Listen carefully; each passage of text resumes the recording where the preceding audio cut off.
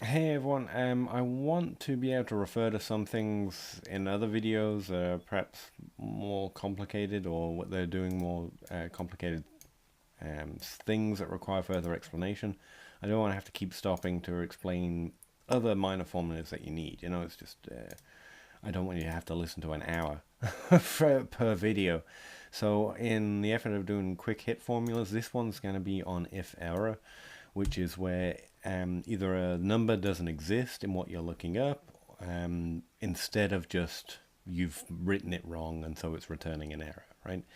So what I have here at the moment is just the number of different games that players have played in 2016 and 2017 for running backs from the FF Statistics database.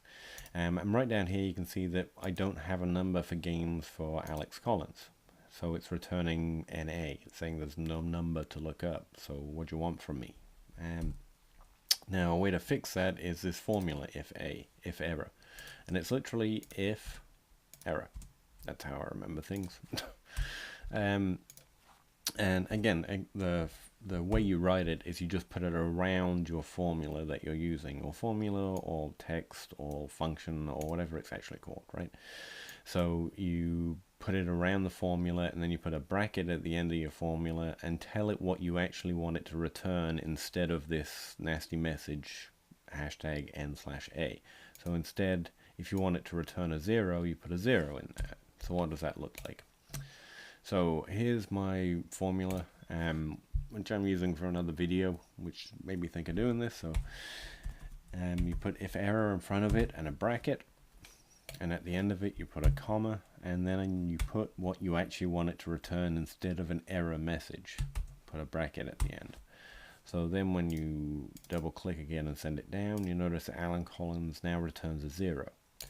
Now if you don't want to return 0, or maybe if you want to return text, what you need are quotation marks.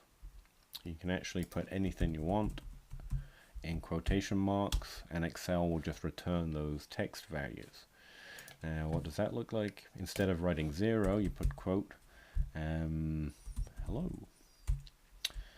end quote, press enter, and then when it finds an error, instead it will return that text. So obviously what I usually use is just a dash to let me know there was no number there. It's not that Alex Collins was in the league and didn't play, it was that he doesn't have a value there. He wasn't playing in the NFL in that year.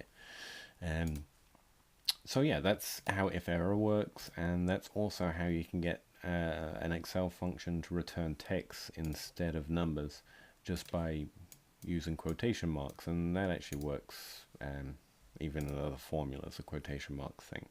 So yeah, that's how to use if error. It's really useful just for tidying things up. I really encourage the idea of using the text, because again, if it's just a 0, again, it depends what you're looking up, and you can decide that for you on a case-by-case basis. But I think if it's a large enough data set like we did, this is all running backs since 2000, and we look for zeros. Oh, okay. It's not going to like that because the formula's still in place. But if we find a random example like Ahmed Hall in 2016, it's got a 0.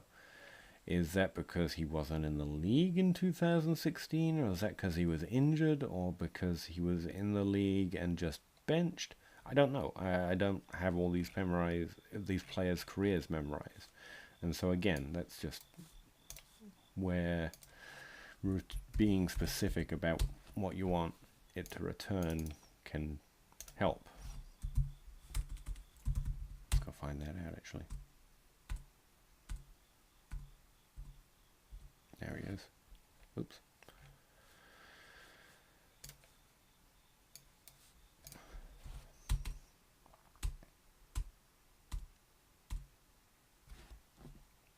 Yeah, he wasn't in the league. So now I know that 0, it was actually just he wasn't there, right? So yeah, I'm dragging it on too long still, but hopefully I know that's useful for doing different cells, and I hope you know, just doing a shorter video instead of making other videos longer to explain these, I can just say go check out this video, right? If you have any questions about that, hit me up on Twitter at PAHowdy, or, you know, comment down below, I guess. Thanks for checking out.